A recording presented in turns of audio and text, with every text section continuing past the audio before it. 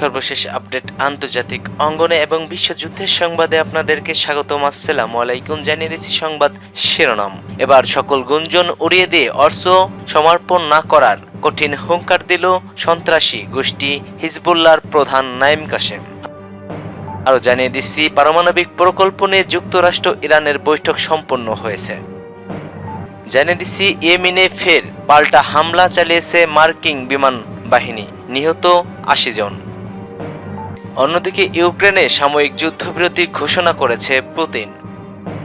এবং সর্বশেষ জানিয়ে দিচ্ছি ট্রাম্প বিরোধী বিক্ষোভে উত্তাল হয়ে পড়েছে যুক্তরাষ্ট্র। একদিনে ৪০০ শহরে বিক্ষোভ ছড়িয়ে পড়েছে। এতক্ষণ শুনছিলেন সংবাদ শিরোনাম, এবার বিস্তারিত। তবে তার আগে আপনি যদি ফিলিস্তিনকে ভালোবেসে থাকেন অবশ্যই কমেন্ট সেকশনে ইয়েস লিখে জানিয়ে দিন আপনার মূল্যবান মতামত। আর ভিডিওটি যদি ভালো লাগে একটি লাইক করবেন। পরবর্তী আপডেট পেতে চ্যানেলটিকে সাবস্ক্রাইব করবেন।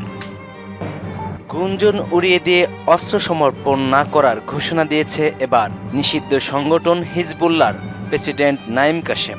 গুঞ্জন উড়িয়ে দিয়ে অস্ত্র সমর্পণ না করার ঘোষণা দিয়েছে এবার নিষিদ্ধ সংগঠন হিজবুল্লাহ। সেই সাথে লেবাননে ইসরায়েল দখলদারিত্ব, আগ্রাসন ও হামলা বন্ধ না হওয়া পর্যন্ত আলোচনা না বসার বার্তাও দিয়েছে গোষ্ঠীটি। বার্তা সংস্থা এপির এক প্রতিবেদনে এমনটাই জানানো হয়েছে। টেলিভিশনে সমর্থকদের উদ্দেশ্যে দেয়া ভাষণে গোষ্ঠীটির প্রধান নাঈম কাসেম বলেন, নিরস্ত্রকরণ শব্দটি তাদের ডিকশনারিতে নেই। হুঁশিয়ারি দেন, ইসরায়েলি যুক্তরাষ্ট্র কিংবা অন্য কেউ সন্ত্রাসী হিজবুল্লাহকে নিরস্ত্র করতে চাইলে কঠোর জবাব দেওয়া হবে বলেও তিনি জানান। মধ্যপ্রাচ্যে ইরান সমর্থিত যতগুলো প্রক্সি গ্রুপ রয়েছে তার মধ্যে সবচেয়ে শক্তিশালী ধরা হয় এই নিষিদ্ধ সংগঠন হিজবুল্লাহকে। গাজায় ইসরায়েলি আগ্রাসনের জবাবে তেল আবিবের সাথে যুদ্ধেও জড়িত হয়েছে কয়েকবার। গত নভেম্বরে যুদ্ধবিরতি চুক্তির পর থেকে এই গোষ্ঠীটি নিরস্ত্রকরণ দাবি তুলে আসছে ইসরায়েল ও তাদের ঘনিষ্ঠ মিত্র যুক্তরাষ্ট্র। সশস্ত্র গোষ্ঠীগুলোকে দমনের ইঙ্গিত দিচ্ছে লেবাননের মার্কিন সমর্থিত নতুন সরকারও। পারমাণবিক প্রকল্প নিয়ে যুক্তরাষ্ট্র ইরানের বৈঠক সম্পন্ন হয়েছে।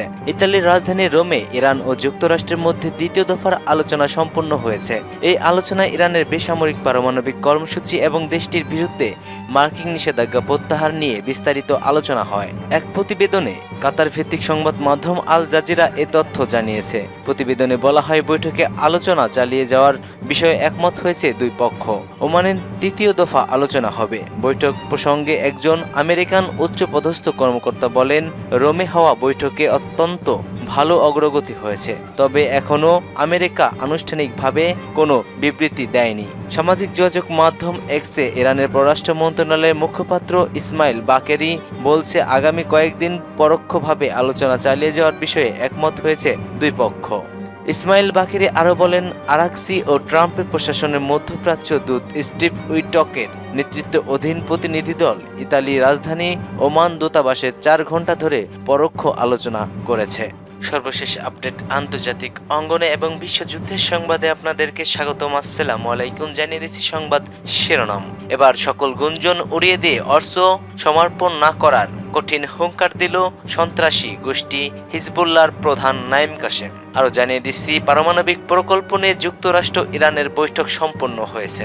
জানিয়ে দিচ্ছি ইয়েমেনে ফের পাল্টা হামলা চালিয়েছে মার্কিন বিমান বাহিনী, নিহত ৮০ জন। অন্যদিকে ইউক্রেনে সাময়িক যুদ্ধবিরতি ঘোষণা করেছে পুতিন। এবং সর্বশেষ জানিয়ে দিচ্ছি ট্রাম্প বিরোধী বিক্ষোভে উত্তাল হয়ে পড়েছে যুক্তরাষ্ট্র। একদিনে ৪০০ শহরে বিক্ষোভ ছড়িয়ে পড়েছে। এতক্ষণ শুনছিলেন সংবাদ শিরোনাম, এবার বিস্তারিত। তবে তার আগে আপনি যদি ফিলিস্তিনকে ভালোবেসে থাকেন অবশ্যই কমেন্ট সেকশনে ইয়েস লিখে জানিয়ে দিন আপনার মূল্যবান মতামত। আর ভিডিওটি যদি ভালো লাগে একটি লাইক করবেন। পরবর্তী আপডেট পেতে চ্যানেলটিকে সাবস্ক্রাইব করবেন।